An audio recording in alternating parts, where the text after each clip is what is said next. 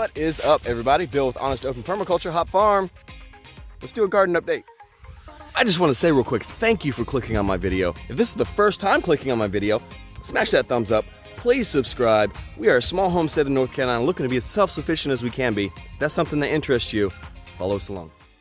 The last time I left you with the garden, I was adding a whole bunch of leaves and hay that I cut, grass clippings, AKA, and to put in to this big garden area here.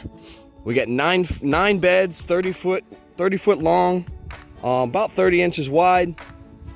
Right here we've got garlic in this one, and we've also got garlic in this one, and it's just starting to pop. Let me see if I can show you here.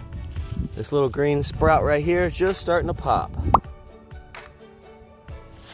So this whole row is starting to pop. I did plant another row in the middle of this one. I have not seen any sprouts, but we can pull it apart and see right down in there, this thing.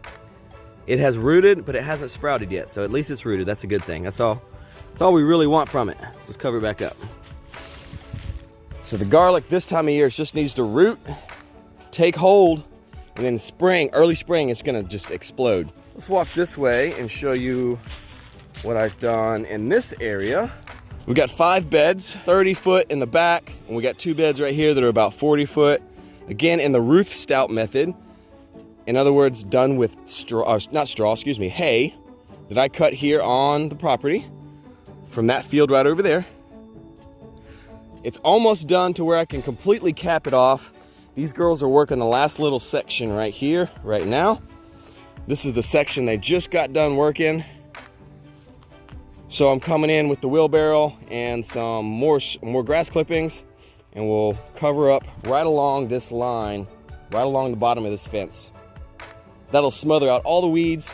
It'll decompose. It'll be the fertilizer the ground needs and the plants need next year to be able to grow. See how this trellis is right here? I'm gonna do the same thing on these other T-posts. We're gonna have a trellis just like that, and we're gonna have tomatoes and cucumbers and peas early in the season. We also have 2 more trellises back here. I still need to clean up the far one. It's still got tomato stuff all over it.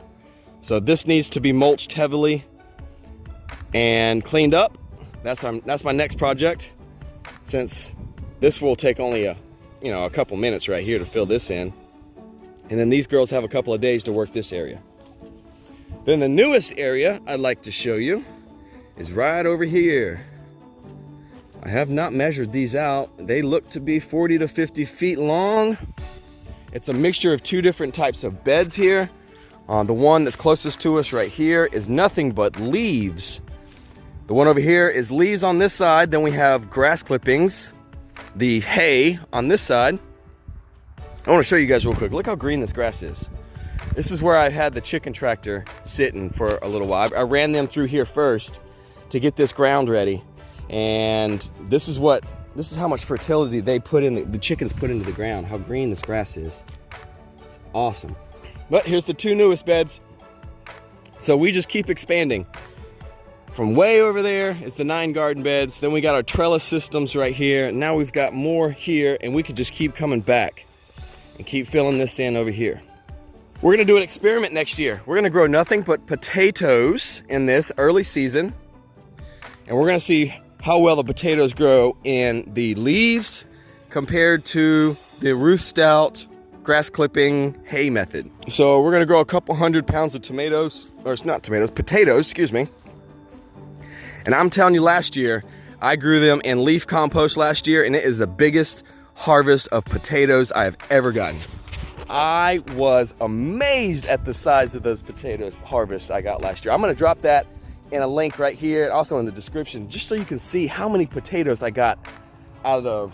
It was in the same area from this end to right here. Only half of this bed and only half of that bed was potatoes. And I got, I can't remember how many pounds, but it's 200 pounds or so. It's the biggest potato harvest I have ever had. It was ridiculous. Make sure you go watch that. It's here. I think it's here. Yeah, click on that. Almost done. We're doing a little walking path in the middle here with cardboard. We need to cover that. I would also like to cover the outside with cardboard because, as you can tell, the grass really likes to encroach onto the beds. So the more blockage of the grass I can get on around the outside of these beds, the less weedy these beds will be. If I had to guess as far as size-wise, is how much, I guess, ground that we're growing on here, I'm gonna measure it and I will get you exact square footage. But if I had to guess, I don't know, guys. Oh man, I'm a terrible guesser at this kind of stuff, but I'm gonna give you a guess anyways, just to see how close I am. See, let's do square footage. Oh man, 2,500 square feet? I don't know. But I'm gonna get a measurement on each one of the beds, how wide they are, how long they are, and then next garden update, tell you exactly how many feet I am growing in, how many square feet I'm growing in to provide for my CSAs. It doesn't seem like a whole lot of work, but it's a lot of tedious work. We got to cut the grass clippings, we've got to rake the grass clipping and get them back here. And I mean, as far as the leaves also, we have to do the same thing with the leaves. You know, we have to gather the leaves, get them back here, put them in the right spot, move the chicken tractor. So it's not a lot of work, but it's tedious work. I don't mind tedious work. So if you enjoyed, make sure you guys smash that thumbs up. Please subscribe and share this with a friend. Later, y'all.